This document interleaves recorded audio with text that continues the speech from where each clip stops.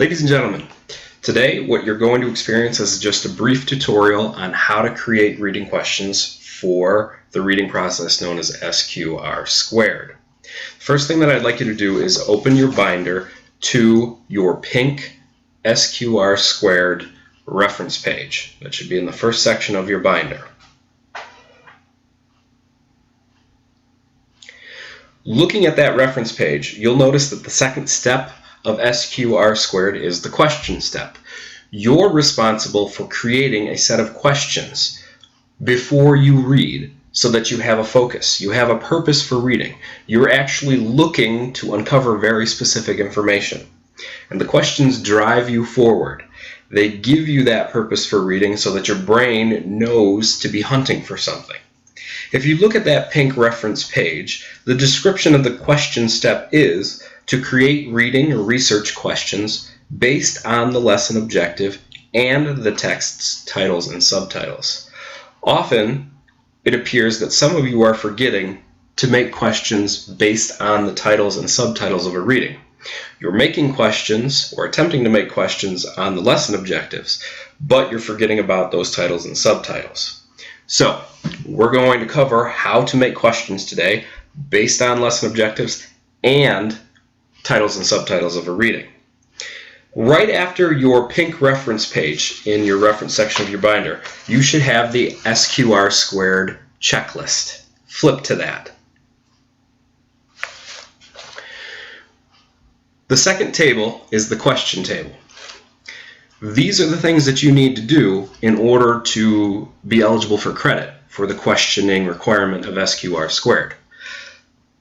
In the questioning section, it says, I created my question using the lesson objective and text, titles, and subtitles, and wrote each one down on lined paper. Writing them down on lined paper is very important. And this section of questioning has 3 criteria to master. First, it says I dissected the lesson objective and turned the parts of it into questions, which will help me master it. And I've given you an example there on that checklist. After that, it says I turned each title and subtitle of the reading into a question. When I go through to evaluate your reading using SQR2, I look to make sure that you actually created questions not only on the lesson objective, but also on the titles and subtitles of the reading. Last but not least, it says I placed question marks at the end of each question. One thing that isn't noted here, but it's something you need to be aware of, is you also need to make sure that your writing is legible. Okay, so it has to be readable, it has to be somewhat neat. Now, if you look at the screen, it says example objectives. We're going to start with the objectives first. A lot of times, there's some things within these objectives that you could look at to help you create questions based on those objectives. This first objective states, I can describe what life was like in Europe during the Middle Ages and the Renaissance. Additionally, I can infer why European exploration of the world increased during the Renaissance. Now, the first thing that you should do when looking at an objective to create questions based on it is look for question words. And there are question words here. We have what? We have why. It doesn't seem much, but they're going to be able to get the ball rolling for you when it comes to creating questions. Okay? So, with that, I'm going to use letters to just signify the individual questions. So I'll put down A. The first question I'm going to ask is part of this first sentence here. I can describe what life was like during the Middle Ages and the Renaissance. And I'm going to keep it simple. So my first question is, what was life like in Europe during the Middle Ages? After that, that statement also asked about the Renaissance, or mentioned the Renaissance. So I'm going to have another question very similar to that one in A. What was life like in Europe during the Renaissance? Now I go to the last sentence of the objective. It says, additionally, I can infer why European exploration of the world increased during the Renaissance. So I dropped the first part, additionally I can infer, and I'll have my question be, why did European exploration of the world increase during the Renaissance? Now, there might have been some other questions that you could come up with from this objective. If this is the first time you've ever heard of the Middle Ages and the Renaissance, you might create questions such as, what was the Middle Ages?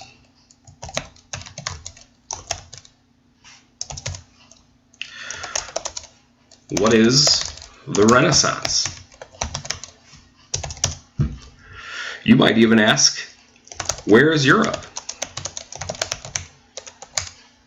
Now, the goal for these questions, again, is to give us a purpose for our reading. We learn by asking questions. So when we go to read something, we want to be reading for a purpose. We want to be seeking out specific evidence, specific answers to questions that we create. Will all of these questions be answered in the reading? Not necessarily. But if they aren't, you can always go to another source and find out answers to those questions that you create. So with that, we'll go on to another objective.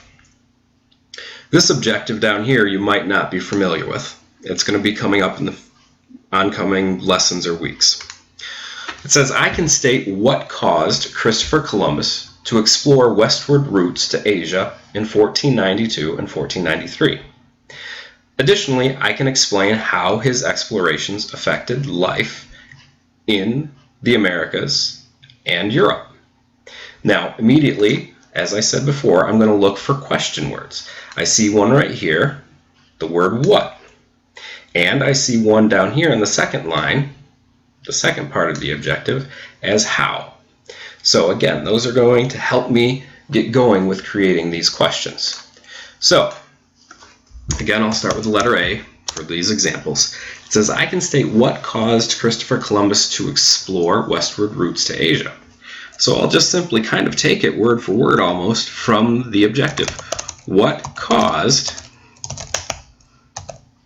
Christopher Columbus to explore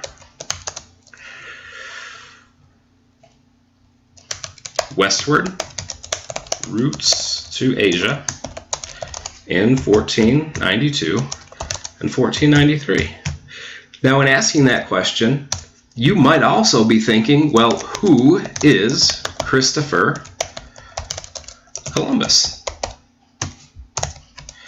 And perhaps you might say, well, was he sailing for himself or exploring for himself? Or what country was Columbus exploring these routes for in 1492 and 1493? Now, going to the second part of the objective, it says, additionally, I forgot a comma there, additionally, I can explain how his explorations affected life in the Americas and Europe. So we're looking at two different locations and the impacts that his explorations had. So I might break it up into two separate parts. And I might say, how did the explorations of Columbus affect life in the Americas? And it's going to be basically almost the same question again. How did the explorations of Columbus affect life in Europe? With that, you're pretty much good to go. You have a good foundation, a good drive, so that when you go to read, you know exactly what you're hunting for. And again, if all of these questions aren't answered by the reading that you're looking at, there's always alternative sources you could go find on the internet or from your teacher. Now, in terms of creating questions, the SQR2 process states that you need to create questions not only based on the lesson objective, but you also have to create questions using the titles or subtitles of the reading. So right down here I have two titles, actually one title and one subtitle. Title A you might be familiar with. It's Culture Areas, the Eastern Woodlands. And then down here for B, we have The Crusades, which was a subtitle for a reading titled Europe, the Middle Ages, and the Renaissance. So we're going to start right now with A, Culture Areas, the Eastern Woodlands. You have to turn this simple title into questions. Now you're thinking to yourself, well, what questions could I ask? Right away, you want to think who, what, when, where, why, and how. Those are the question words. Those are the words that you're going to use to create these questions. So, I'll use numbers for this part. Number one, my first question. What is a culture area? It's very likely you might not know that. So you need to hopefully have the reading address that. And the Eastern Woodlands, as we know, are probably a location and one of those culture areas. So you might ask, where are the Eastern Woodlands? After that, a who question could be, who lives in the Eastern Woodlands?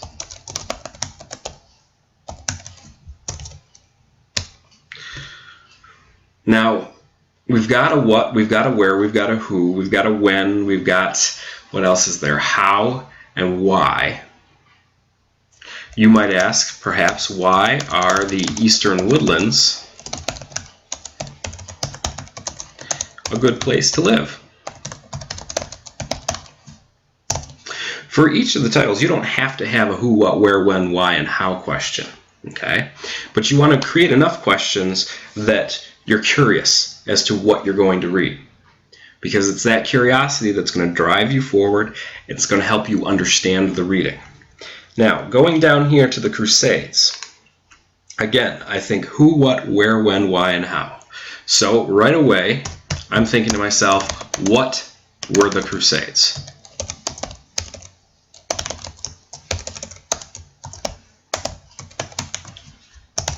Now, the Crusades sounds like it might be an event, so maybe we'll also ask, when did the Crusades take place? In history, there's a lot about causes and effects that make things happen. So maybe we'll ask, what were the causes of the Crusades? Helping you with these questions that you create for the titles and subtitles will be that lesson objective that's presented to you for the reading and for the lesson that day. So it'll guide you along, and you won't just simply rely on who, what, when, where, why, and how. And if I've asked about what were the causes of the Crusades, I might ask, what were the effects of the Crusades? Okay? Not knowing what the Crusades are, you might be wondering if people were involved in the Crusades. So you might ask, who was involved in the Crusades? One thing that you want to be careful of when it comes to making questions based on the lesson objective or the titles and subtitles of the reading is that you don't want to judge yourself and say, okay, there must be a right or wrong question to ask. That's not the case. The purpose of asking these questions is to, as I said, give you a purpose for reading. It's to help you understand the piece that's in front of you. So those questions that might be in your head based on the title and subtitles that are in front of you and based on the lesson objective that's presented are valid questions. Use them, write them down, and allow them to guide you through the whole reading process. With that, if you have any questions beyond this, please see your teacher.